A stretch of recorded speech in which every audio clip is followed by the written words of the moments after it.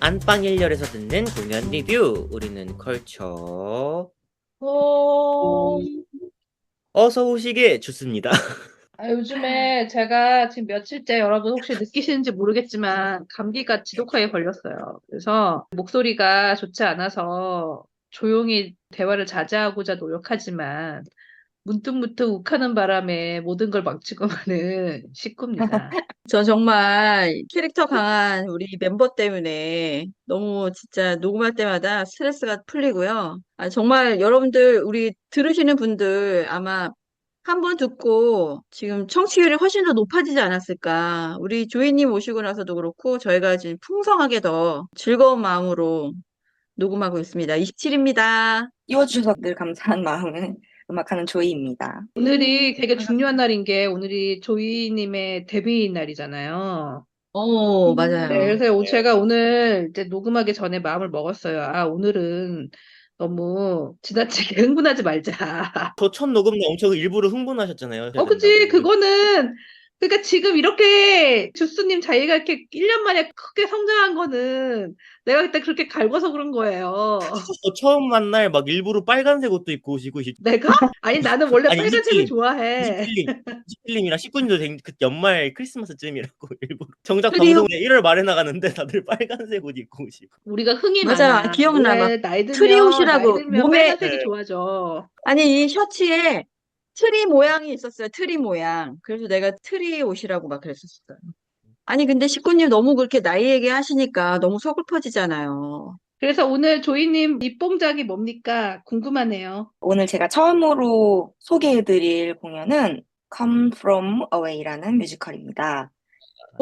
오, 저희 네, 라인업 이제 때부터 엄청 기대했던 작품. 맞아요. 네. 이제 한국에 언제 들어오나 고대하던 뮤지컬이고요.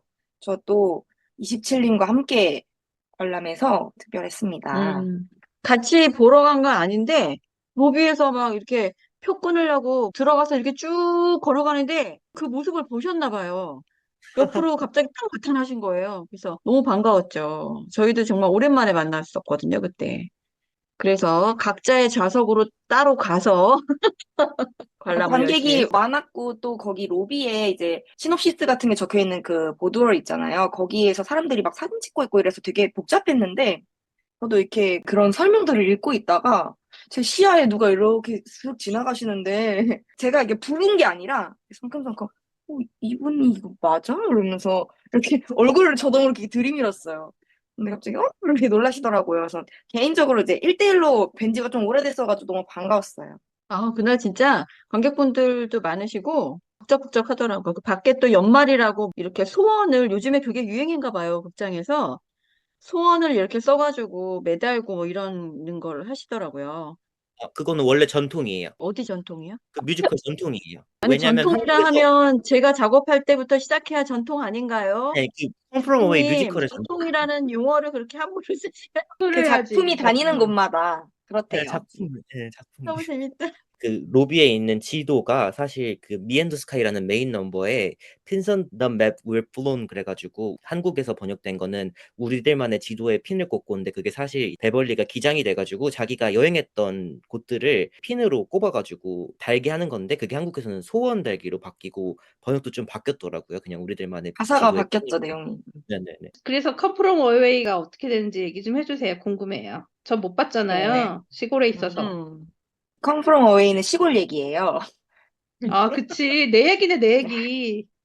외딴 섬 얘기입니다. 저는 이 작품을 제가 작년에 뮤지컬 튤립이라는 신작을 개발할 때 레퍼런스로 삼았던 무려 그런 작품이에요.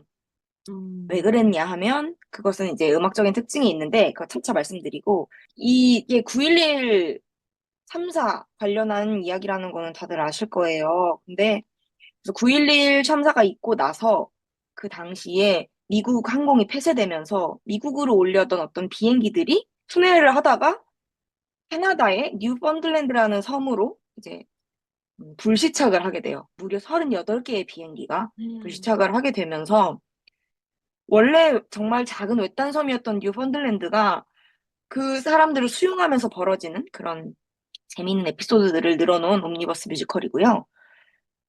또 재밌는 것은 9.11 참사를 다루고 있지만 그 참사가 직접적으로 나오지 않는다는 점.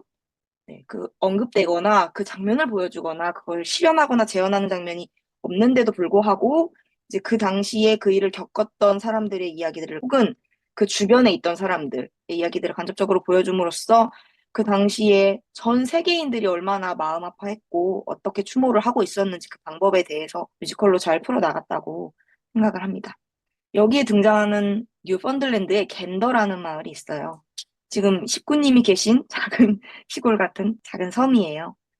그 섬에 38대의 비행기가 불시착을 하고 많은 사람들을 수용할 수 없었던 그 겐더라는 마을에서 갑자기 학교도 문을 열고 그러니까 학교에 이제 사람들을 수용하기 위해서 난민같이 된 거죠. 이제 갑자기 사람들이 수천 명이 들이닥치니까. 그래서 그 난민 같은 수용시설을 마련하기 위해서 학교도 개방하고 뭐 병원도 개방하고 여기저기 개방하면서 그리고 온 동네 마을 사람들이 이 사람들을 위해서 봉사하면서 이제 인류애를 충전하는 네, 그런 내용이에요.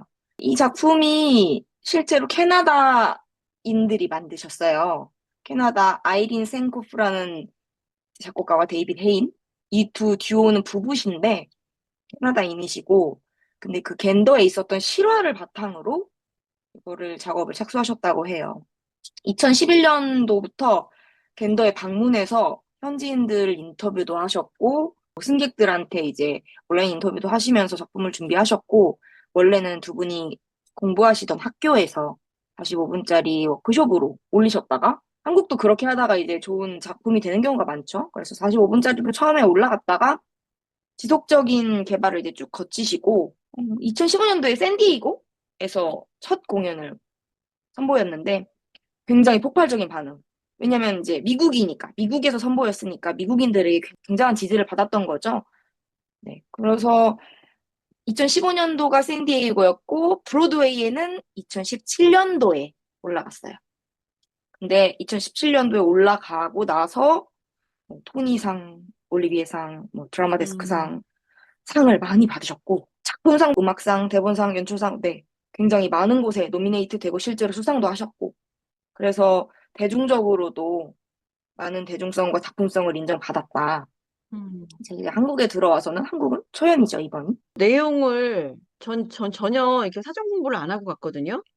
아니, 그런데 그 9.11 테러 사건 얘기를 하길래 저도 그게 뭐 그런 얘기가 나오나라고 생각하고 갔는데 정말 그게 하나도 안 나오는데 비행기가 그렇게 많이 섬에 내렸다거나 또 그렇게 많은 사람들이 비행기가 내리고도 내리질 못해서 비행기 안에서 거의 48시간을 그 안에서 그냥 갇혀서 있었다거나 이런 그런 사실들을 듣고서 정말 놀랐어요. 저는 상상도 못했어요. 그냥 9.11 테러가 일어났으면 비행기가 뭐 그냥 그 미국 지역으로 상공에 안 뜨겠지? 그냥 그 생각은 할 수 있었지만 그 가는 도중에 그 공중에서 어디로 갈지 몰라가지고 불시착을 그렇게 했다라는 거는 상상도 못하고 있었거든요. 그래서 내용도 좋고 음악도 좋고 뭐 이런 여러 가지 측면이 있겠지만 그냥 팩트 자체가 저한테는 정말 전혀 모르는 정보를 공부를 하는 느낌? 그래서 너무 집중을 하고 신기했다. 그랬던 것 같아요. 이것도 약간 비운의 작품이어서 브로드웨이에서는 디어 에반 헨슨이랑 경쟁하는 바람에 그 해 상을 하나인가밖에 못하고 거의 막을 내릴 뻔하다가 오히려 런던에 갔을 때 그때는 이제 경쟁작이 별로 없어서 상을 다 휩쓸어가지고 그때부터 조금 잘 됐었어요. 맞아요. 그랬구나. 디어 에반 헨슨. 아쉽네요. 저는 이 작품을 애플 TV로 먼저 봤거든요. 음, 그러니까 브로드웨이 어, 버전으로 먼저 봤어요. 근데 그 이제 영상으로 모니터로 접하는 건데도 스톰핑이라고 하죠. 몸을 때리거나 발을 구르거나 해서 나는 그 에너지가 전달되는 느낌이었어요. 그래서 음, 이거 무대로 실제로 보면 너무 다이나믹하겠다 이런 생각을 해서 이번에 한국 초연 보러 갈 때도 그 부분을 저는 제일 기대했던 것 음, 같아요. 그런 에너지가 나한테 전달되는지 이런 것들을 기대를 했던 것 같습니다. 근데 한국에서는 이제 인터미션이 생기는 바람에 조금 이제 아쉬웠죠. 사실 이게 단막이거든요. 원래 애플 TV로 봤을 땐 음, 단막이었어요, 분명히. 네. 그래서 방금 말씀드린 그 에너지가 쭉쭉쭉쭉 가서 이제 나한테 되게 몰입이 되고 압도가 되는 그런 느낌을 받았었는데 너무너무 신난 그때 딱 끊기더라고요. 근데 원래 1막 맞아요. 마지막 엔딩곡이 이렇게 파워풀하긴 하잖아요. 그렇지만 좀 더 듣고 싶다, 딱 여기서 더 가야 된다 싶을 때 끊겨서 저는 개인적으로 너무 아쉬웠던. 27님 음. 어떠셨어요? 네, 거기서 끊겨서. 저는 이미 가기 전에 내용은 뭐 깊이 공부는 안 했어도 주스님하고도 얘기했던 것 같은데 인터미션이 들어가 있는데 이막이 너무 짧다 이 내용 때문에 그런 얘기를 너무 많이 들은 거예요. 마니아 분들이 그것 때문에 너무 속상하다고 이거 왜 이렇게 했냐고 막 그런 얘기를 너무 많이 들어서 그건 알고 있었어요. 근데 이제 저는 어느 부분에 이거를 끊을까? 사실 내용은 모르겠지만 이제 그게 좀 궁금하긴 했거든요. 근데 정말 우리 주인님 말씀하신 것처럼 진짜 하이라이트를 일단은 끊어놓긴 하더라고요. 근데 주인님은 이제 작품을 보셔서 그런지 아 그걸 좀 더 보고 싶다 이렇게 생각하셨는지 모르겠는데 제가 보기에는 2막은 잘 모르겠고 1막에서 이건 지극히 작품을 즐기지 못하는 입장에서 말씀을 드리는 거예요. 그러니까 작품을 내용을 보니까 이렇게 인터뷰를 해서 거기에서 생활하는 사람들의 뭐 여러 가지 애로점이라든가 그 사이에 있을 수 있는 어떤 뭐 잠깐 발생할 수 있는 인연을 통해서 뭐 사랑이 뭐 발생을 할 수도 있고 그다음에 뭐 거기 있는 존재와 떨어져 있는 가족들하고 통화를 하면서 뭐 애절하게 이야기하는 장면이라든가 이런 것도 제가 보기엔 다 클리셰 같은 거예요. 재난에서는 다 있을 수 있는 일이다라는 느낌인데, 아, 그래도 음악하고는 굉장히 절묘하게 잘 엮었다. 그냥 이런 정도였는데, 그때 딱 생각이 든 게, 아, 몹신이 있을 것이다, 분명히. 그 사람들이 다 같이 모여서 뭔가 하는 게 분명히 있고, 그것이 뭐 하이라이트로 이렇게 열기를 올리는, 왜냐면 이게 인류애나 사랑을 이야기하는 것이니까, 라고 생각이 들었는데, 아니나 다를까? 이제 다 같이 모여서 막 춤을 추고 이제 발을 굴르고 막 음악을 즐기는 장면이 나오더라고요. 근데 저는 그 장면에서도 저는 그게 생각보다 너무 길어서 아, 이거 너무 길다. 이거 언제까지 이걸 끌고 가려고 하지? 그냥 이 다음에 뭐지? 라고 해서 사실 일막이 끝날 때까지는 뒷부분으로 갈수록 조금 실망스러웠어요. 근데 작품이 나쁘다는 게 아니라 계산적으로 따질 때 너무 뻔한 것들이 연결이 되는 느낌이라서 이막이 너무 궁금했는데 사실은 근데 이막에서 그게 다 해소가 되더라고요. 그래서 주인님이 얘기하신 것처럼 이걸 그냥 밀고 한꺼번에 쫙 해서 끝냈으면 더 좋았겠다라는 생각을 저도 똑같이 했습니다. 길게 느끼셨던 그 곡이 바로 인터미션 때문에 늘리고 잘라서 한 번 더 한 거죠. 네, 이막 맞아요. 시작하면서. 그게 너무, 너무 이게 쓸데없이 길다라는 생각이 들었거든요. 아, 그렇게 해서 붙여놓은 거구나. 아니 네, 차라리 그냥 1막 스크리치를 딱 끝내고 2막 첫 곡을 미 앤 더 스카이로 하면 차라리 모르겠는데 그것도 아니고 맞아요. 왜 같은 노래를 반복을 하면서까지 없던 인터미션을 만드셨을까 해서 프레스코를 보니까 어린이 관객들을 위해서 만드셨다고 하셔 가지고 지금 또 난리가 났거든요. 그건 아닌 것 같은데. 온 가족이 즐겁게 보기 위해서 일부러 인터미션을 만드셨다고 송환세 프로듀서님이 말씀을 하셔서 그래서 쪼끔 이 부분은 음, 재고를 해 주시면 좋지 않을까 지금 아직도 많은 분들이 바라고 있습니다. 왜냐면 이게 딱 그 스크래치 축제를 하는 중간에 그 축제에 참여하지 않는 소방관 아들이 걱정하는 한나가 딱 보이면서 근데 또 갑자기 베벌리가 자기 어렸을 때부터 이야기를 딱 암전이 되면서 시작을 하는 그게 딱 멋있는 건데 그걸 갑자기 인터미션을 만들어 버리니까 이제 저도 이제 사실 웨스트엔드에서 보면서부터 '들어올 수 있을까?' 그런 생각을 하긴 했지만 들어왔는데 갑자기 인터미션이 이렇게 생기면서 이렇게 바뀔 줄은 몰랐거든요. 그래서 좀 이 부분은 음. 제고를 해 주셨으면 좋겠어요, 송환생 프로듀서님이. 뭐 어쩔 수 없는 선택이었지 않았을까라는 생각을 제작자 입장에서는 그럴 수 있다라는 생각이 들기도 하는데 아무튼 또 보시는 분들 입장에서 지금 똑같이 이런 얘기들을 다 하시는 거 보면 조금 무리함이 없지 않아 있지 않았을까라는 생각도 들긴 하네요. 아쉽습니다. 그거. 그래서 뭐 쭉 에너지를 이어받은 버전이 어떤지 궁금하신 분들은 애플 TV 한번 보셔도, 네, 원작 한번 음, 보셔도 아, 지금도 재밌으실 하고 거예요. 있나요? 네네. 돈만 내면 언제든지 볼 수 있습니다. 돈만 내면 저렴하게. 미국까지 안 가도, 네, 런던에 안 가도 볼 수 있다는 거죠. 시골 얘기는 제가 지금 하고 있잖아요.